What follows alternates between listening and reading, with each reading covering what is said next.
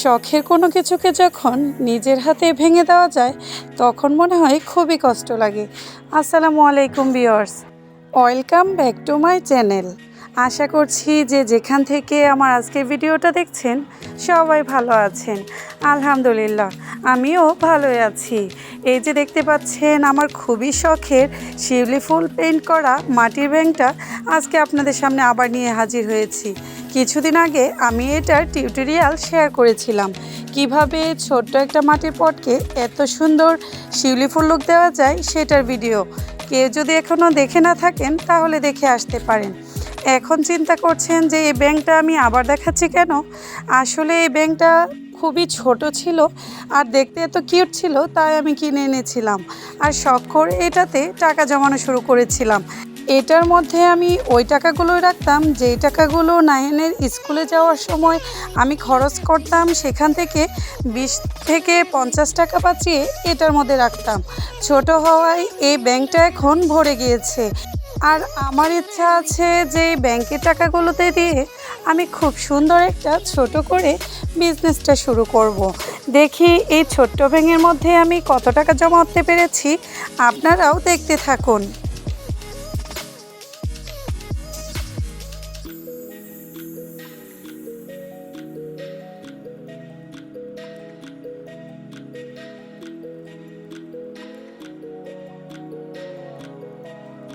শখের জিনিসটা মনে হয় ভাঙতেই চাচ্ছিল না, তারপরেও আমি খুব কষ্ট করে এটা ভেঙে নিয়েছি।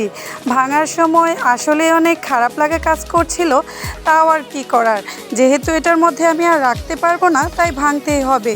আর আমার ভালো খারাপ সব জিনিসগুলো যেহেতু আপনাদের সাথে শেয়ার করছি, তাই এটাও আজকে আপনাদের সাথে একটু শেয়ার করছি। দেখতেই পাচ্ছেন মাত্র অল্প কয়েকটা দিনে 1 থেকে 1.5 মাস হবে, এইটুক সময়ের মধ্যে আমার এখানে অনেকগুলো টাকা হয়েছে। আর কত টাকা হয়েছে সেটাও আজকে আপনাদেরকে জানাবো। প্রথমে আমি যে টাকাগুলো আছে 100 টাকা 50 টাকার সবগুলো এগুলো আলাদা করে নিই।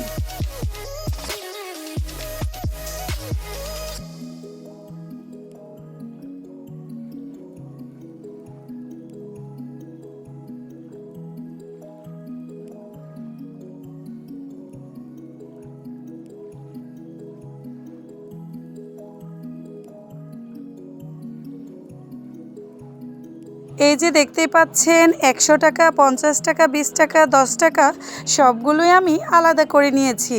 যেহেতু এটা আমি গাড়ি ভাড়ার টাকা থেকে বাঁচিয়ে জমিয়েছি, তাই এখানে কোনো বড় অঙ্কের টাকা নেই।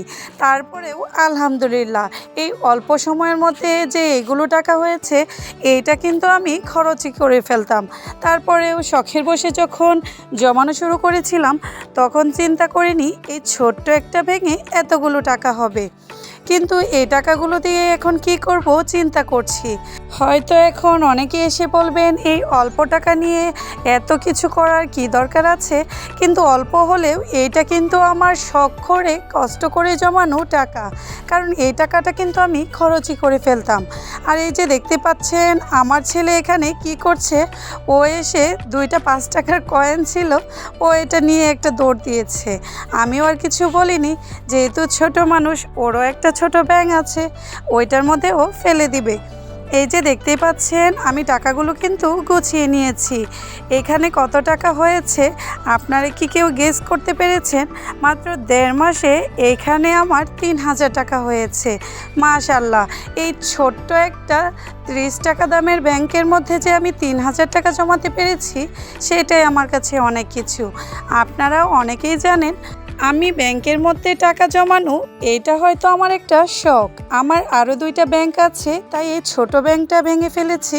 আপাতত এই টাকাগুলো আমি জমিয়ে রাখবো, পরবর্তীতে যখন আমার বিশেষ কোনো প্রয়োজন হবে, ধরেন না আমার বিজনেসের ক্ষেত্রেই, তখন হয়তো কাজে আসতে পারে। আর এই যে এই ব্যাংকটা কিছুদিন আগে আপনাদের সাথে আমি পেন্টিং করে শেয়ার করেছি, তাই চিন্তা করলাম যেহেতু নতুন ব্যাংক আর এটা মোটামুটি সাইজে একটু বড়ই ছিল, তাই এটার মধ্যে আমি টাকাগুলো জমিয়ে রাখি আপাতত। যখন আমার বিশেষ কোনো দরকারে এই টাকাগুলো ইউজ করব, তখন কিন্তু এই টাকা জমানোর আমার সার্থকতা হবে। আজকের ভিডিওটা যদি আপনাদের ভালো লাগে তাহলে অবশ্যই সবাই আমার চ্যানেলটাকে সাবস্ক্রাইব করে বেল আইকনটা বাজিয়ে দিবেন। আর আমার মতো যদি কেউ এরকম ছোটো ছোটো ব্যাংকে টাকা জমাতে চান, তারা চাইলে এখনই একটা ছোট ব্যাংক কিনে পেন্টিং করে টাকা জমাতে পারেন। যখন এই ছোট্ট ব্যাংকটা আপনি ভাঙবেন, দেখবেন টাকাগুলা অল্প হলেও কত ভালো লাগা কাজ করছে।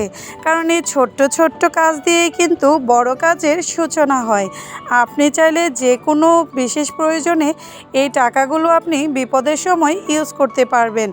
তাই আজকে আমি এই ভিডিওটা আপনাদের সাথে শেয়ার করার একটাই উদ্দেশ্য হচ্ছে যে একটা ছোট ব্যাংকের মধ্যেও একদম কয়েকদিনে আমি যে এই টাকাগুলো জমাতে পেরেছি, এইটা নিশ্চয়ই সামনে আমার ভালো একটা কাজে আসবে।